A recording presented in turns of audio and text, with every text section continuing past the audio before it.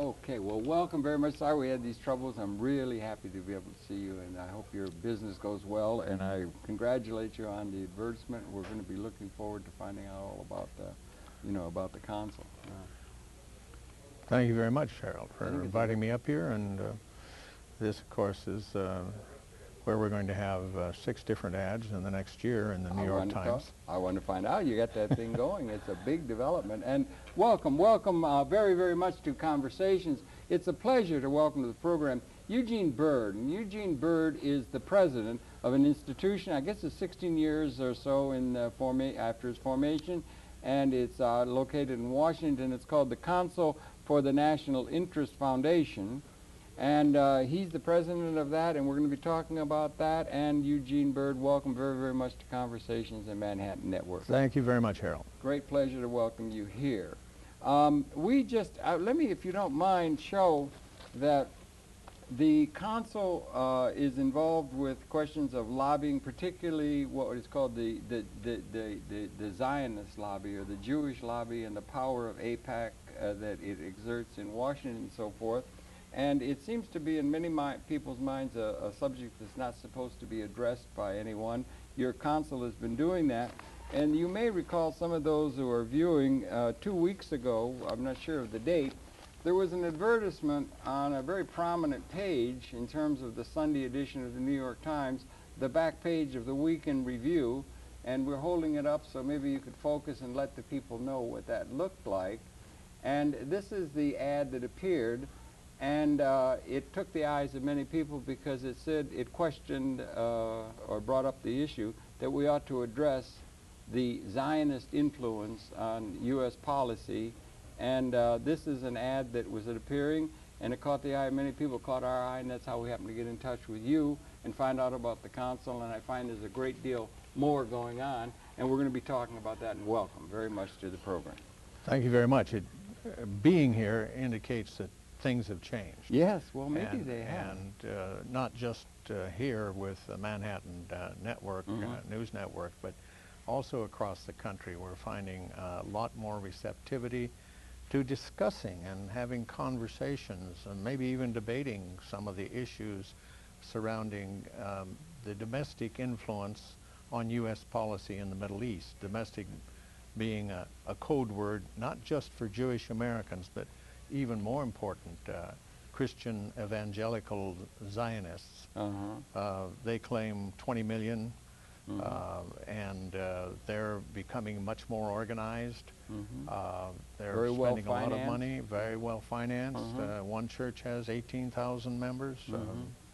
My church has 200. I mean, yeah, you know, right. Yeah, the mega church. Yeah, yeah. Episcopal church.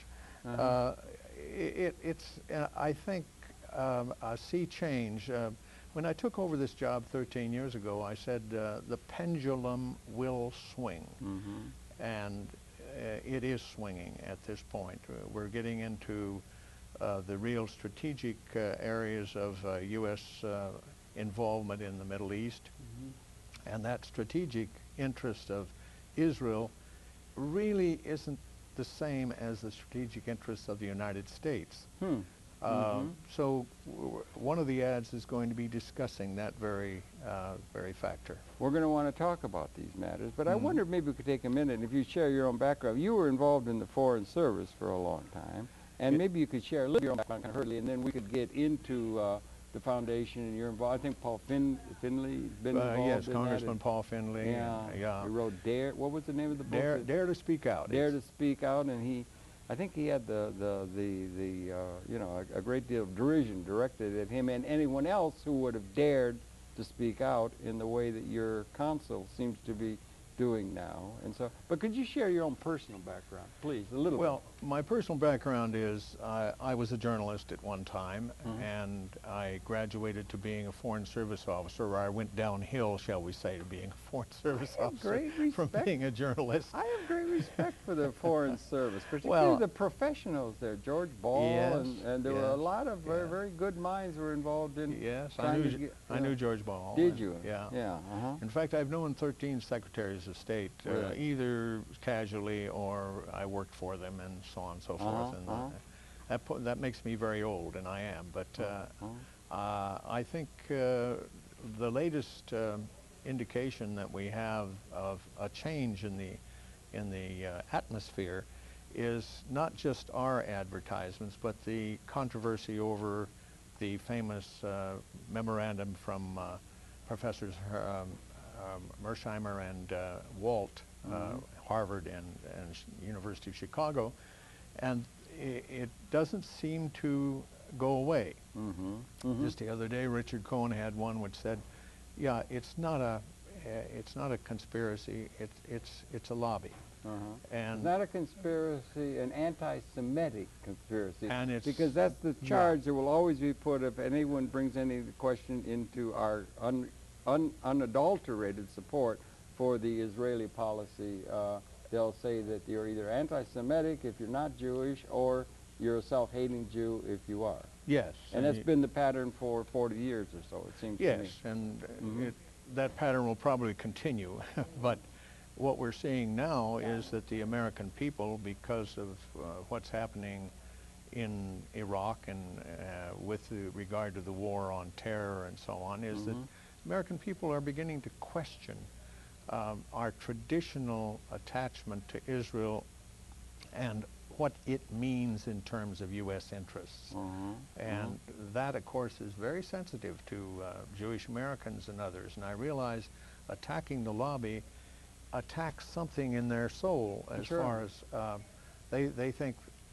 One of them said to me at an AIPAC meeting one time, AIPAC being maybe American Israel Public Affairs Committee, the opposite number. Very extremely powerful lobby, and has been on the Hill for a long time. It's known, they claim, to be the 800-pound gorilla of lobbying in Washington, and I think that's probably true. And but as one of them said to a friend of mine the other day, 6 months ago, Steve Rosen of AIPAC said, "You know, we used to own this town," and the indication was we no longer own the town quite the same way.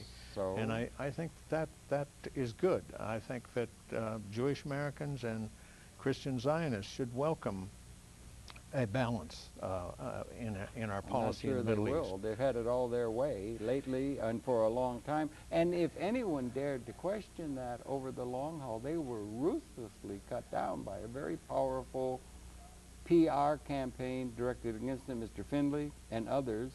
And I think you've probably seen that when you were in the Foreign Service. Against professors, against the Foreign Service. Anyone who would raise their voice, the claim was immediately, the cannons were directed at them in terms of PR or whatever. I think those days will continue to a certain extent, but it won't be the same. It'll never be quite the same. It might not be able to be so effective as it has been in terms of affecting policy and public consciousness. Right. Perhaps. Because I think as you awaken the individual voter here in the United States to say, why are we doing this? Why are we giving all this money to Israel on the one hand, and to Egypt in order to keep peace between Israel and Egypt, to Jordan for the same reason, and why do we make so many enemies, Iraq, Syria, Iran, and so on?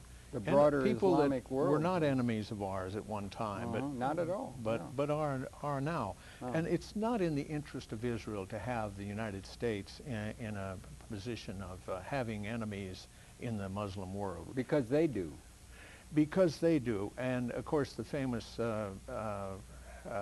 little phrase that I remember learning years and years ago in Jerusalem was the enemy of my enemy is my friend. Yeah, that's an old, That's an old one. Yeah. And in a sense, when you get an attachment, as George Washington put it, with one country, he was talking about France at the time, you earn the enmity of their enemies. Or people that are not in accord with their policy. Are not in accord. That's right. And so this makes for great complications, and we're now a greater power than any other power that we've seen. French call us a hyperpower, don't they? That there's never been anything quite like it in the history of the world, perhaps. The degree of influence and power the United States has, And and we it should be used wisely. And we should be very careful of that, because it isn't just using it wisely, but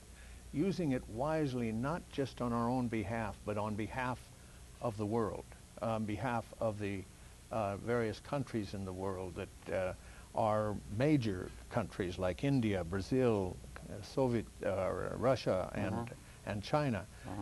You know, these are anchor countries that we have to have on our side in order to be successful as a hyperpower, if you want to put it that way. And I think there's also a major challenge in a certain sense as we look at the tendencies of things on the planet to be able to have an opening upon a policy that is going to be able to have us relate, as I think most of us would want to do, with some of the least advantaged people of the world, rather than a policy that only shores up those who are already powerful, who exert their power over the people. And that's a large theme that probably could even have application here in the United States and elsewhere. We need a vision that relates to the masses of the world, rather than just a few plutocrats who run things in most every country in the world. Yeah, the vision and thing, we don't have that thing yet adequately down ourselves. No, but the we're trying vision to thing get there. is not something that the American people necessarily vote for, but in fact, I find when I go to the Middle West, which is the ultimate, you know, isolationist, not terribly sophisticated, some people say, but I find them quite sophisticated, and they ask a lot of good questions. And they have, I was at Northwestern University recently, and they ask very good questions. They are very much aware of what's happening in the Middle East and what's happening in Israel-Palestine. I'd like to turn and, you know, my feeling is that there are 4 fears that drive the Israel-Palestine and our relations with the Islamic world. First fear is the fear of by Israel, by Israelis, and that's backed by Jewish Americans here too, in spades, quite frankly, that they may not exist 30, 40, 50 years from now. From now, that the idea may have been a mistake. Well, I don't think they've gone to that extent, but they certainly feel somewhat trapped it's understandable why they would, no? Yes, yes, of course. They're what, 5 million, and you got a nation of Arab animosity and Islamic animosity directed at them, and forget about the rest of the Muslim world. Just the Arab world is 250 million. Yeah, right. And then you have Iran and so on and so forth. And they're taking looming. Yeah, they're taking on an awful lot. And of course, the Israelis have not been very successful in dealing with Islamic nationalism, shall we say. They encouraged the creation of Hezbollah. I talked with a Mossad officer who was sort of in charge of that in Lebanon while they were on the invasion in 1982. They thought that they'd encourage it as a balancer to the secular Amal party. And of course, what they earned instead was a very difficult enemy, Hezbollah, who successfully got rid of the occupation. The Lebanese president was just here, and I'm sorry, the prime minister was just here, and made that point that, you know, I don't agree with everything Hezbollah does, but frankly, they got rid of the occupation by Israel, which we should have done years and years and years ago, and the Israelis should have done. It wasn't in their interest to stay there in the southern border of Lebanon and keep 10% of Lebanon, and all of the difficulties that they've faced, the loss of 2,500 troops themselves, and that's of course what drove the Israeli public to agree with Barak that they should get out. Yeah. But in a certain sense, the United States, I don't know, we're 6% of the world population, but we are a hyperpower by virtue of our technological capability, our military ability to project power and that sort of thing. So we are a superpower on the world scale, and Israel is a superpower in terms of these are in terms of the regional area. Yes. In terms of the fact that, and they are seen, I wonder if they are. You've had a lot of experience. You want to talk some about your experience. You served in Saudi Arabia and other parts of the world. You've had experience on the ground, as Egypt, it were. Lebanon, and and so we'll on. let you talk about that in a minute.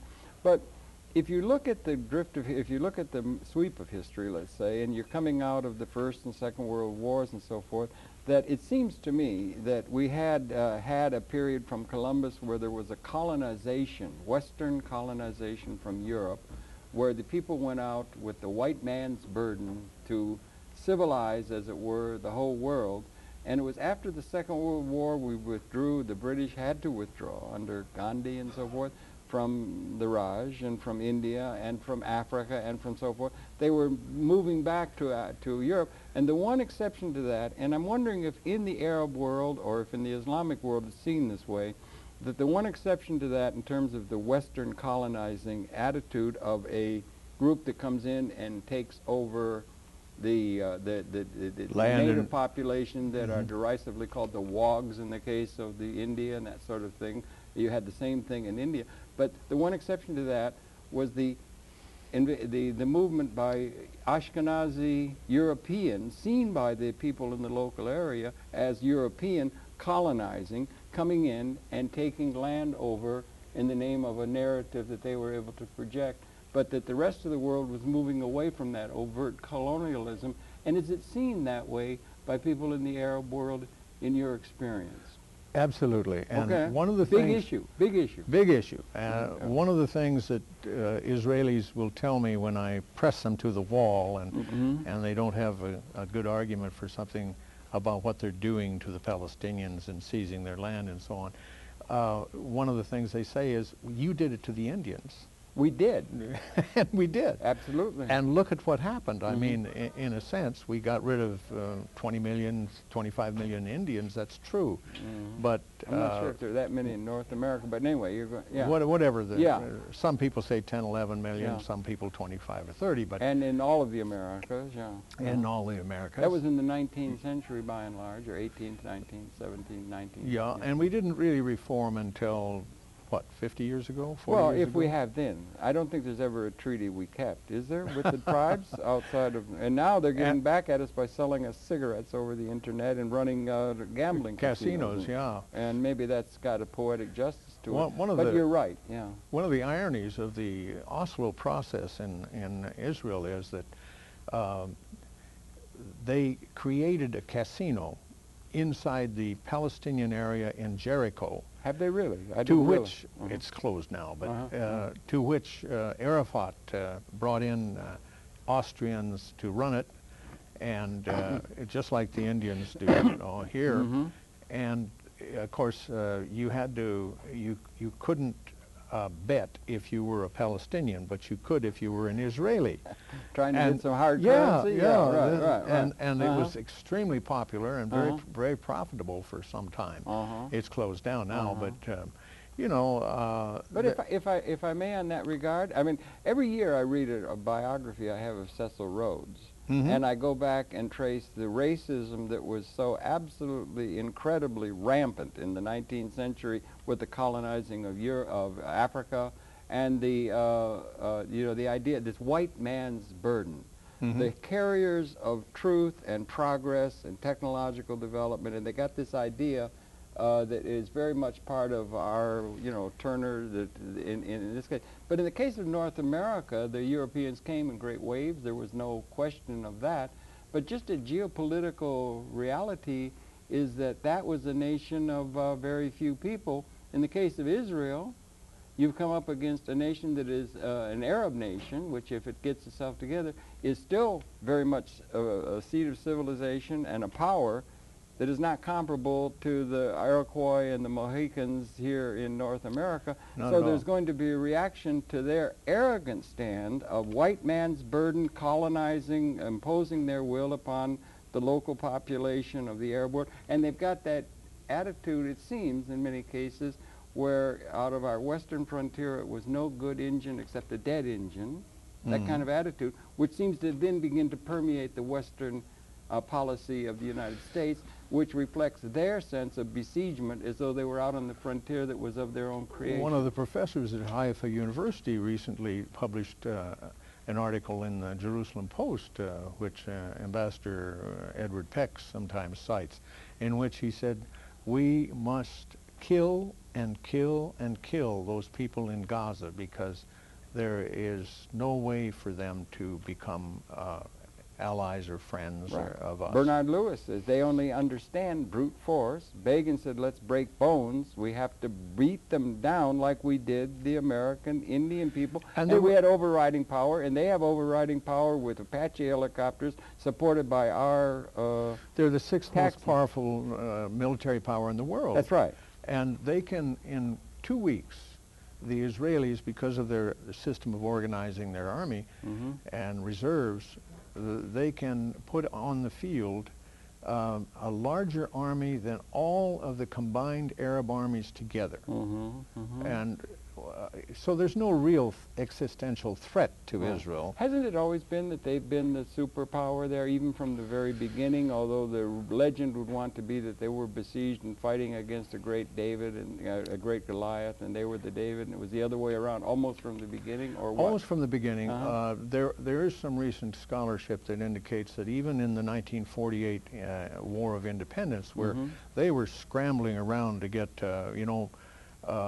arms from Czechoslovakia because the Soviets wouldn't sell them to them directly, but they sent them from, and we had people here in New York who were put in jail because they were sending pieces of tanks to Israel at that time in 1948. So they didn't have much of a modern army at this point, but the British had a lot of Jewish soldiers in the Second World War who were well trained and who came back to Israel, and they became the nucleus of a very powerful 60,000 man army, much larger than any of the other armies. Right. There wouldn't have been a West Bank unless there had been the Glub Pasha and his Arab Legion.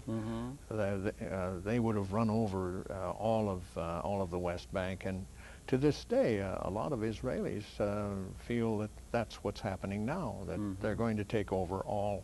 And that's the second The greater fear. Israel, no. Greater Israel. They got some that'll extend it out to the Euphrates River.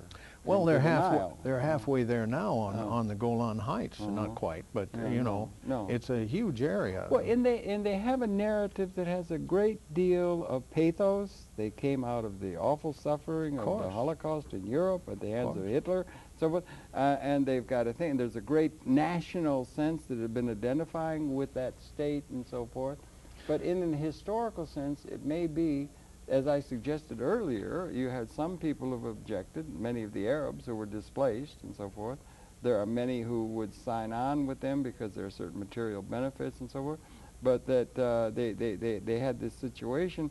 But it may be that in a historical sense, it was not a well-advised idea for them to take this sense of vulnerability to an anti-Semitic world and impose it in a political Originally, context it was to that be a is maybe untenable. It was to be a homeland, not a state. And a place of refuge. That's what the Balfour Declaration called for, and it called for two other things. It said, without prejudice to the people that are indigenous to Palestine, A little hard to do. and are not the homeland of the Jews, according to the Balfour Declaration, 1916, called for the Jewish colonies or Jewish population of various parts of the Arab world not to come into Israel itself, that they not try to recruit them.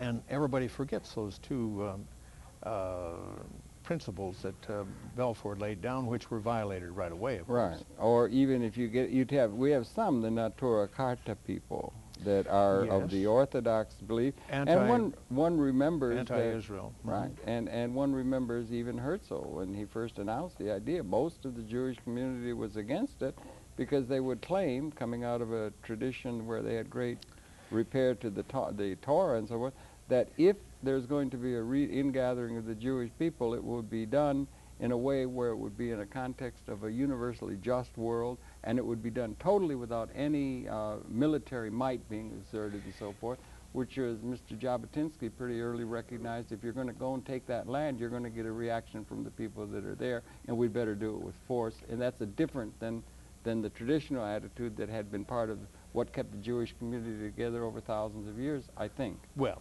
the second fear is the Okay, fear of the Palestinians Mm-hmm. that they are going to lose everything. Mm-hmm. They're going to be forced out, they're going to be transferred or whatever.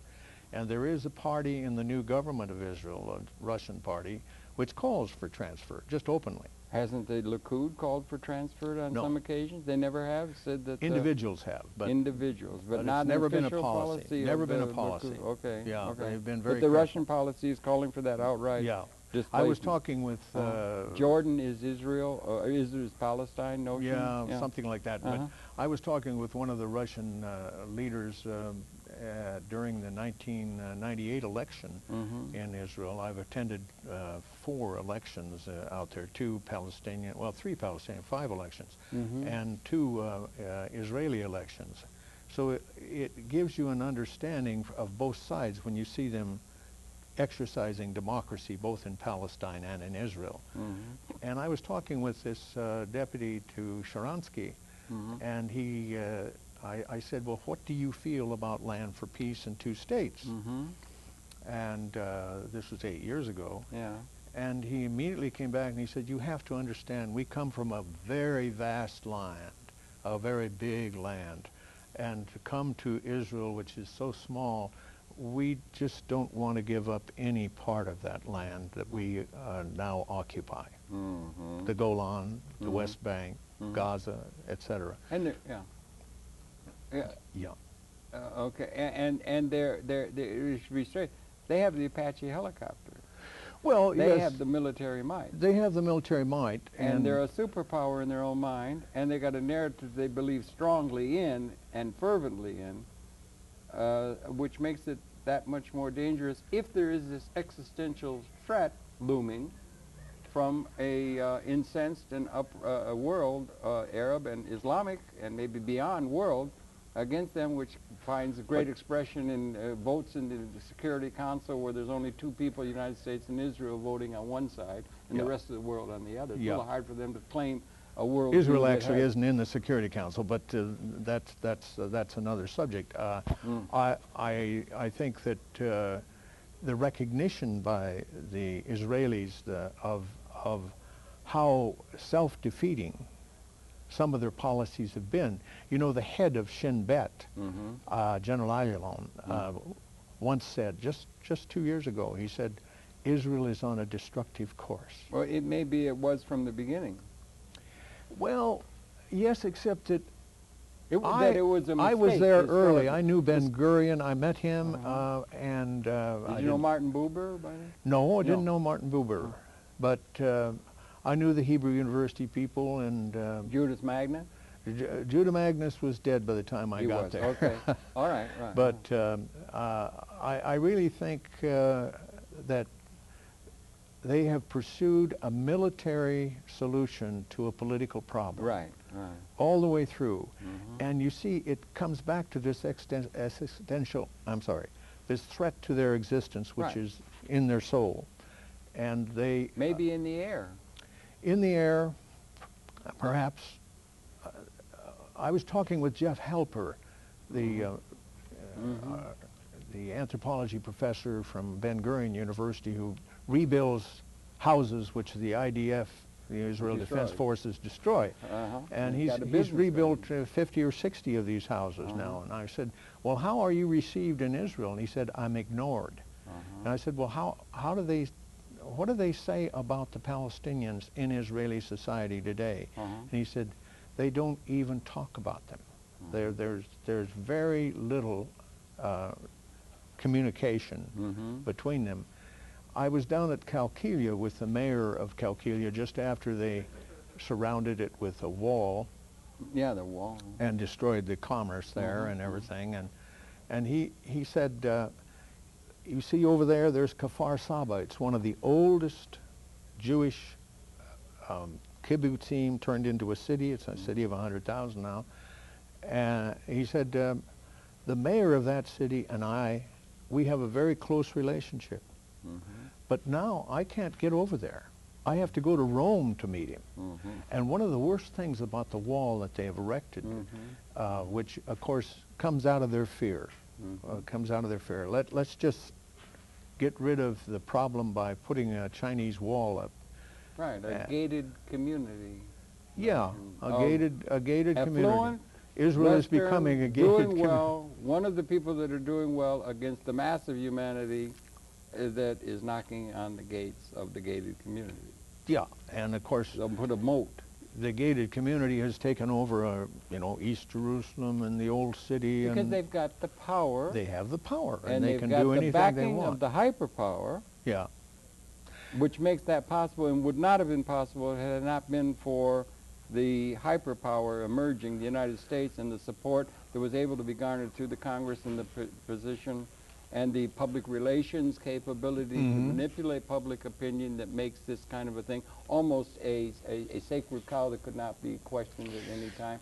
Or you were Abner Cohen, who is the historian of the Israeli nuclear, you'd say mutual assured destruction, except it isn't that, but the strategic use of nuclear power by Israel, said to me a few years ago, and he's a liberal. He's on the left side of the Labor Party at that point.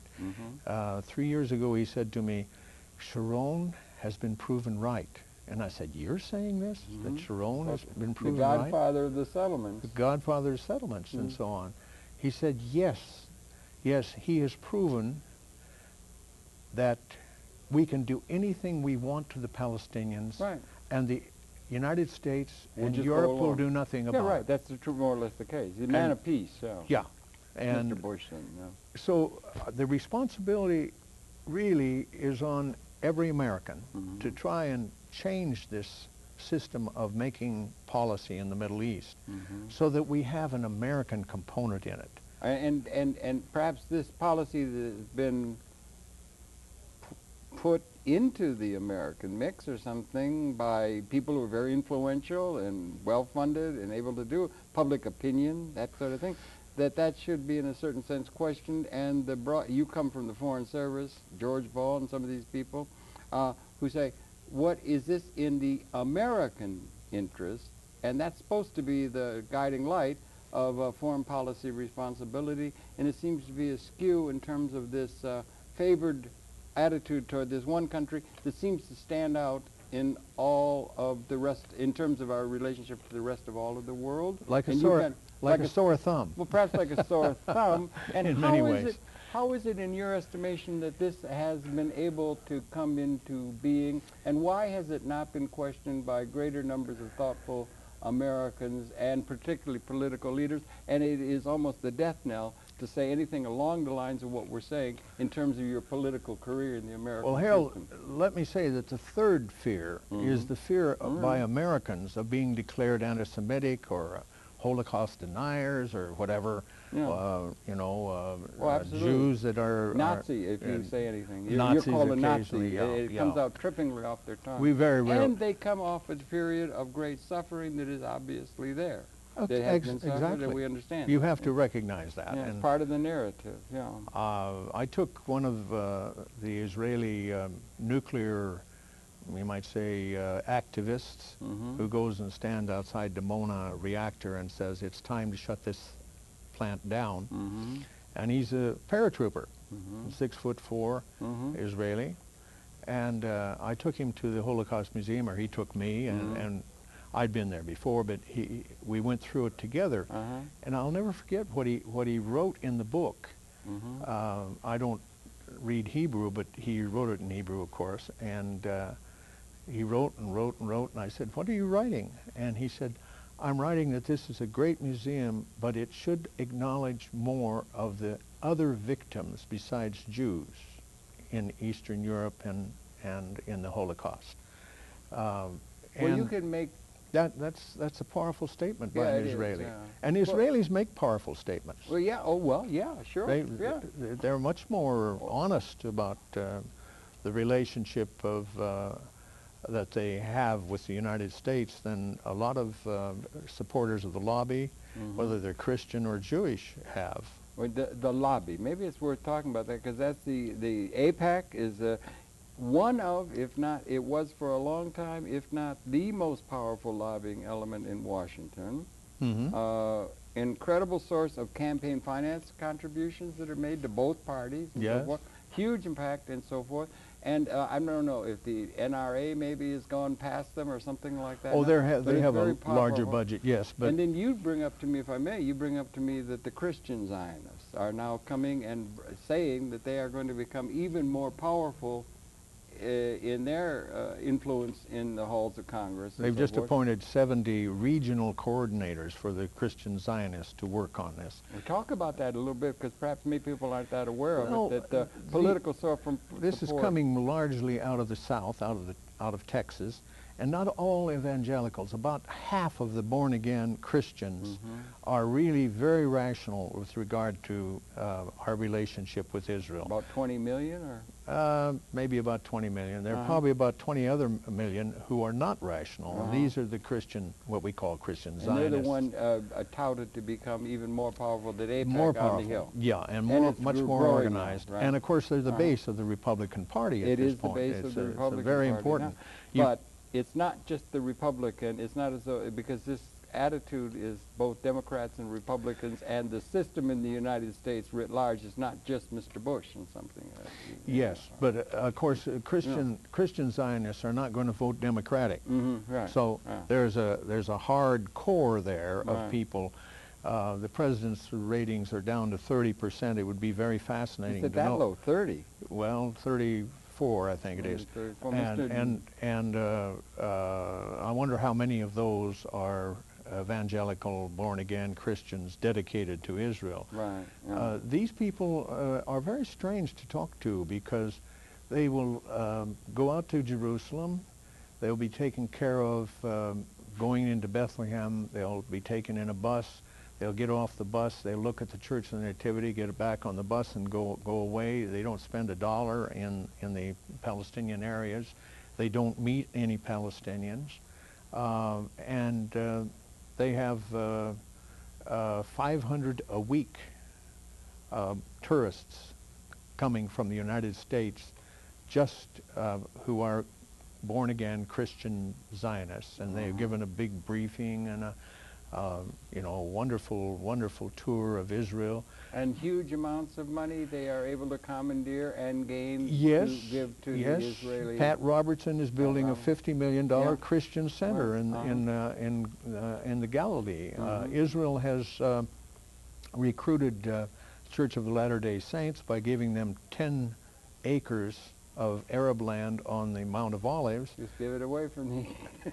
It's theirs, you take it.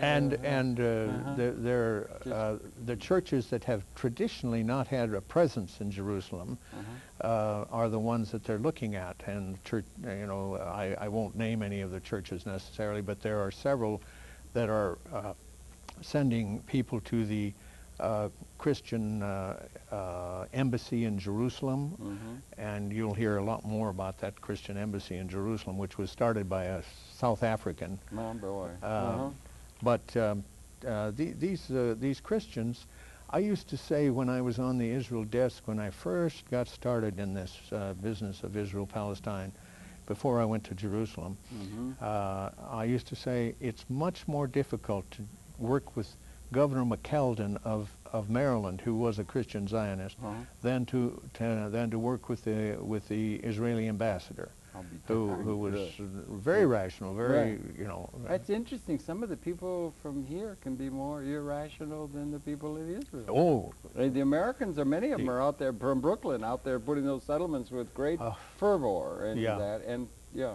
One of the funny things that happened on our last trip there, we spent 18 days going from Cairo to Beirut by car. It's the first time I've been able to do that.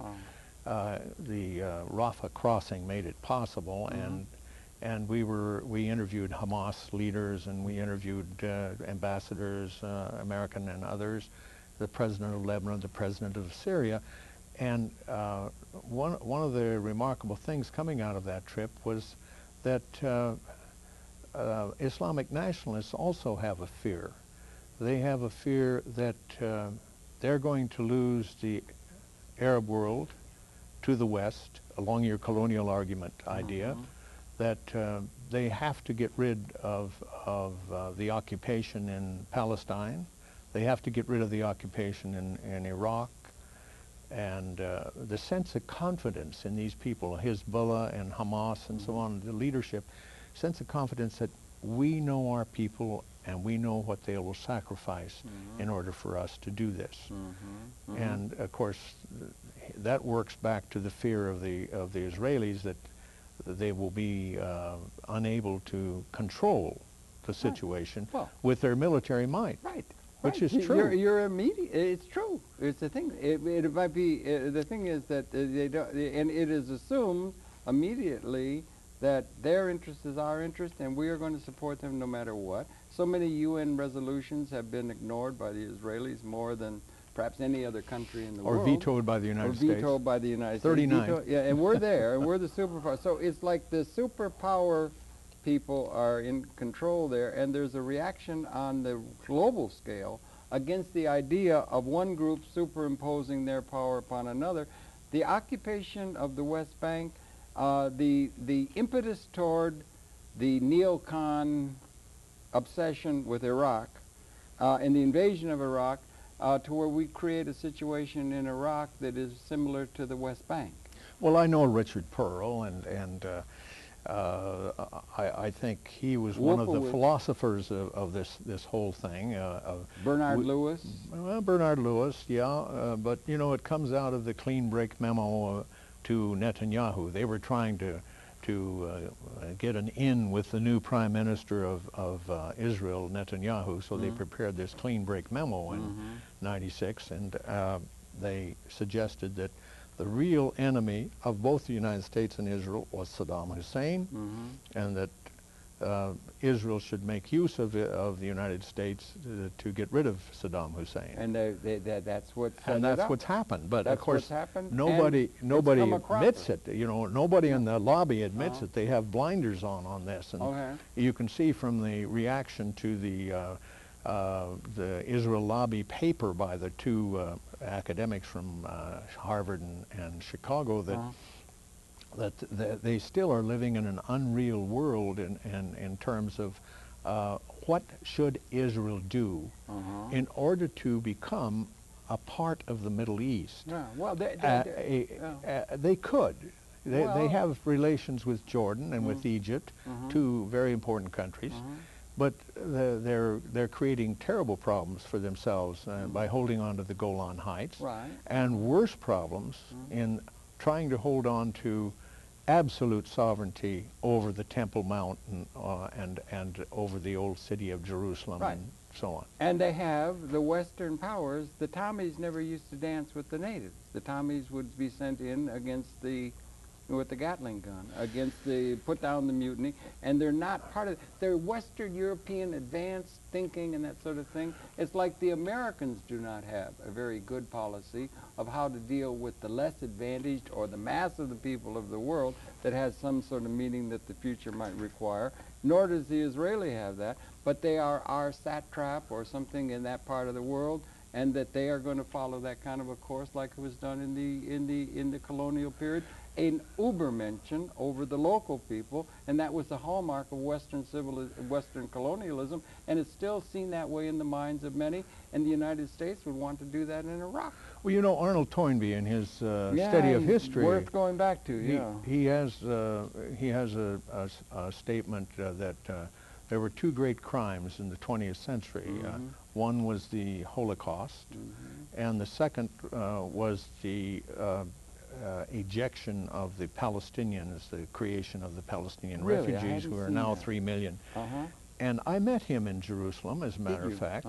He, of course, was not very popular in Israel for what he had to say on that score. But he said something then about colonialism in America that I have never forgotten. He had just come from Manila, where he had been on a lecture, and he came through in 1957 in Jerusalem and said, you know, I think the Americans are better at being a colonial power than we British or French were. They have had a more successful time in transmitting their values into the Philippines than we have into India or other places. I'm not sure that's entirely true, but it's partly true. And of course, the problem for Israel is that she has no capability of transmitting, even within her own 1 million Muslims, citizens, shall we say, a sense of a common culture. Camaraderie, yeah. Common culture, because they insist on it's a Jewish state, it's a Jewish state, it's a Jewish... It's not, it's a Jewish Arab state. When you have 1 out of 5 people who are Palestinians, they don't like to be called Arabs, incidentally. They like to be called Palestinians. And almost all of those, are Muslim, and they're now getting Islamic nationalists inside of Israel, sitting in the Knesset. They really do have a problem of a change of mind, a change of attitude, and I think they're going to do it eventually. The Gaza withdrawal is maybe a part of it. It's not full withdrawal, of course. There's a lot of problems with it. You still got Apache helicopters overhead? And they still have. When we were there, they had stopped running the planes over at night, waking everybody up at 3 o'clock in the morning. And as we left, the end of the election day, the planes started coming over again. And the Prime Minister of Lebanon complained bitterly to the president about the fact that the Israelis were still running their F-16s over Beirut, causing very loud noises and so on and so forth, and you know, a lot of fear. We get back to fear. Yeah, that's right. And then we've made this, it seems it was a big crapshoot, or it was a big shoot, a big roll of the dice that they made with the idea that we're going to break the back of Saddam Hussein in Iraq, and we're going to get these people to get in line with us, and it seems to have come a cropper. There is a you know, insurgency that seems not to be contained, and it's widespread in Iraq. It's as though there was a widespread insurgency in the West Bank directed against a force, and we have been drug into that attitude, to use an old-fashioned American expression, by the attitude that was conveyed to us by the Israelis who were there experiencing it.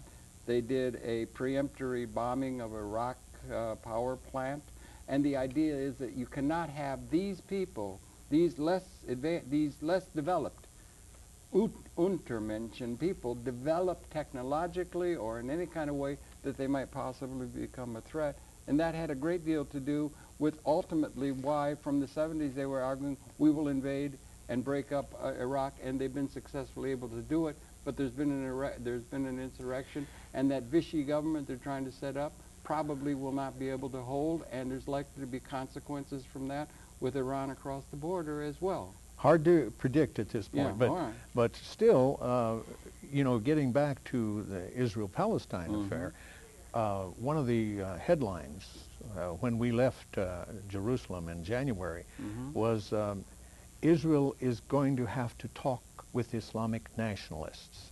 Yeah, instead of dictating. Instead of dictating. And coming in with Apache helicopters and breaking bones. And they're not there yet, but I think it's coming. We were down in Hebron talking with one of the people that was very successful. Hamas swept all of the seats, all 9 seats in Hebron. That's a major event. Yeah, and if they held it again, they'd probably win again. Sheikh Rajoub said that the next day he was going to have a visit from 4 rabbis who were going to congratulate him on being elected. Where were they from? From the settlement on the West Bank. Right. So you have this strange inability of the United States to talk to Hamas. We're not talking to the president of Lebanon. It seems to me an opportunity that they're there, that we could have an opportunity to talk some sense, it seems. Yes, but we were the only Americans in Gaza. You know, the American government has refused to send any of their officials down there for about 3 years because of a big incident in which some Americans from the embassy were killed, and it was never really explained who did it. And we tend to pick up our marbles and go home, which is exactly what we're doing with the Hamas-led government at this point, and what Israel is doing. We're going to and starve it doesn't them. doesn't make any sense. We can starve the beasties into giving in, or the slaves revolt. We can or put something them. of that kind. We can starve them, and we will beat the sense into them, and they will finally come around and recognize that we are the lords here, and they will. Ehud Olmert put it this way. One of his people, not himself, we are putting the Palestinians on a diet. Right. Well, you know. As if they haven't had enough already, and then that is and it's a metaphor, it's a metaphor for the world in a certain sense, because the West is of the mind that we have a system that is adequate for the whole world, the neoliberal model in terms of policy at a level, but then this openly colonialistic attitude. We've got forces in 130 countries around the world, the United States. But Harold, something you of know, that sort. And we need to have a wake-up call, and it might be that there's no reason for us to just follow blindly the lead of the Israeli lobby, which has become so powerful, and your consul is directed at that questioning the legitimacy, as it were, of the power of this group of people to affect public opinion. I saw President Carter, whom I worked for at one time in his campaign in '76. I was head of the Oregon congressional district. Eugene comes out of Eugene, Oregon. Yes, Eugene, and we had a very successful primary campaign there for Carter. And so we've kept contact over the years to some extent, and he was out in Jerusalem as an election observer, and he said, he said, "What is CNI?" And I said, "Well, let me put it this way. It's an antivirus to the Israel lobby." And he smiled a little bit and said, "You know, I can agree with that." An awful lot of people have come to the conclusion that our present parallel role of supporting whatever Israeli governments, whatever Israeli, Likud, Labor, doesn't matter. They're the surrogate they're guys, the deciders. They're the deciders on that. And of course, the ambassadors try to influence them, but I left the Foreign Service because I could see that there was very little chance that you could influence foreign policy even when you were an ambassador, very, very basically. Maybe you could make some changes at the edges, but basic changes. And this is what's needed in the Middle East, a basic change. Israel needs it, we need it, the Palestinians need it. If I may suggest, the planet needs it. And very dangerous. There is to be a way in which there might be some sort of something that will call the decision makers responsible for the powers that be that operate this planet to the notion that they have to come up with something that relates to the less advantaged people of the world, whether it's in Africa or wherever. There's something going to have to be, because they don't have a vision now that's adequate to what the future requires to avert possibly some sort of an unleashing of a destructive capability that could destroy the species. There has to be a vision, and this may be a way to get not only the Israeli situation, but the American situation into a pattern where they'll start thinking of coming up with the vision thing that is required of leadership. Max Campbellman's article the other day dealt with this very fact, that the #1 problem for the world is proliferation. And here we are. I was in India when we helped them build their first nuclear power plant. And one of the Atomic Energy Commission inspectors said to me, if anyone thinks that these people aren't going to build a bomb, they have their head in the sand. And this was 40 years ago, almost.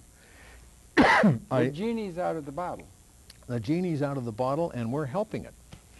You know, the proliferation in India, we're now going to try to help them build a lot of nuclear power plants. And at the same time, we're telling the Iranians, you can't build one.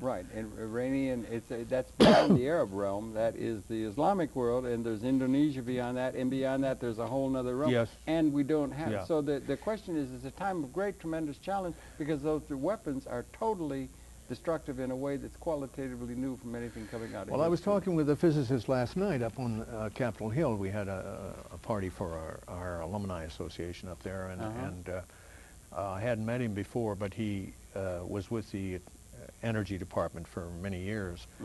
And I said, what about the idea of converting the 26,000 atomic weapons? Ah, man, let a pipe go right into a generating plant.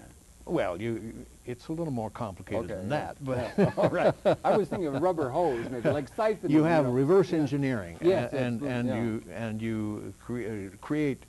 We're trying to get a grasp on this now as to how many barrels of oil you could substitute. Yeah, sure. Around the world, if all of the atomic weapons were put into or re-engineered. Yeah. To give atomic power. Yeah, right. And we all know it's dangerous, in a sense, to have atomic power, but it's better than having atomic weapons. Technological development is inherently dangerous. It's brought us to the point where we can destroy the species. There also is looming there a capability that we have technologically of providing for everybody in an unprecedented, liberating context that history has not afforded.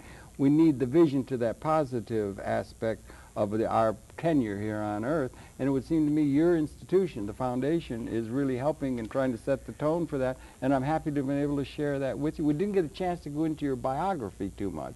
And we've run out of time, I'm sorry. But I want to thank you very much. We'll do that on another occasion. All right. But it's been your great good pleasure to have the perception of Eugene Bird. He's president of the Council for the National Interest Foundation located in Washington. We'll put up the contact information at the end. Encourage you to get in touch with him. We would like to stay in touch with you and do more programs. You have a series of these advertisements that are going to appear in the New York Times. Maybe you could be talking about that as we go out, as it were. You're going to have more of these advertisements, and that's already been arranged? Yes, the next one will be probably on July 2nd. July 2nd. This is May Day. This is a May Day call to the world. But this is May Day that this will air, this program, and then you're going to be on July 2nd, be another just before our revolutionary celebration. Yes, that's right. And we will deal with the four fears. The fear by Israelis of existentialism, of losing their existence, the fear by the Palestinians of losing their land, the fear of American politicians and others of losing an election. Losing an election and losing control of our own foreign policy in the Middle East and our own interests. And finally, the fear by Islamic nationalists that